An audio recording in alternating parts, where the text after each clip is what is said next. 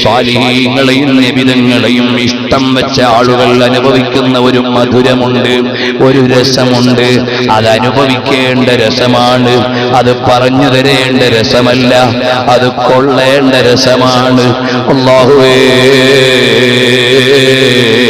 ആരെങ്കിലും ഒരാൾ അല്ലാഹുവിനെയും റസൂലിനെയും ആരെങ്കിലും ഒരാൾ അല്ലാഹുവിനെയും റസൂലിനെയും ഏറ്റവും ഇഷ്ടപ്പെട്ടാൽ വഖദ് ദാഖ ഹലാവത്തൽ ഈമാൻ, അവൻ ഈമാനിന്റെ മധുരം രുചിച്ചവനാണ്.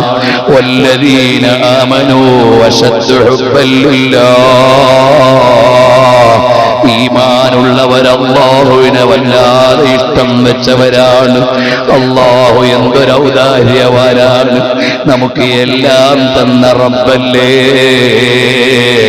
അവൻ തന്ന കിഡ്നിയുടെ വില അറിയുന്നത് അത് കേടുവരുമ്പോഴല്ലേ, അവൻ തന്ന ഹാർട്ടിന്റെ വില അറിയുന്നത് കംപ്ലൈന്റ് വരുമ്പോഴല്ലേ, അവൻ തന്ന കണ്ണിന്റെ വില അറിയുന്നത് കാഴ്ച കുറയുമ്പോഴല്ലേ. എന്തൊരു റബ്ബാണ്, എന്തൊരു റഹീമാണ്, എന്തൊരു ഔദാര്യവാനാണ്. അവൻ തന്ന വെള്ളം കുടിച്ച്, അവൻ തന്ന വായു ശ്വസിച്ച്, അവൻ തന്ന ഭൂമിയിൽ നടന്ന്, അവൻ തന്ന ഭക്ഷണം കഴിച്ച്, അവൻ വിലക്കിയ തെറ്റു ചെയ്തിട്ടും അവൻ നമ്മളെ ലോകത്ത് വെച്ച് ശിക്ഷിച്ചില്ലല്ലോ. അവനെന്തൊരു ഔദാര്യവാനാണ്. അവൻ തന്ന ഭക്ഷണം കഴിച്ചല്ലേ നമ്മൾ ജീവിക്കുന്നത്, അവൻ തന്ന വായു ശ്വസിച്ചല്ലേ നമ്മൾ ജീവിക്കുന്നത്.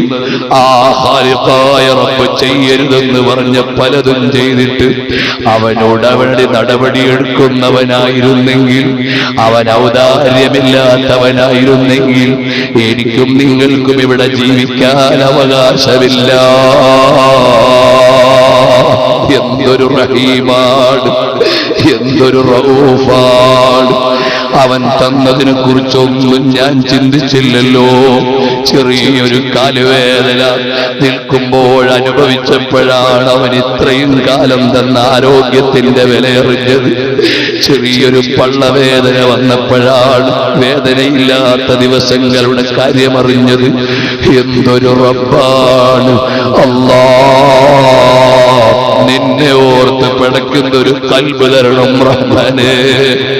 നിന്റെ ജലാലത്തിനെ ചിന്തിക്കുന്നൊരു മനസ്സ് തരണം റഹ്മാനേ.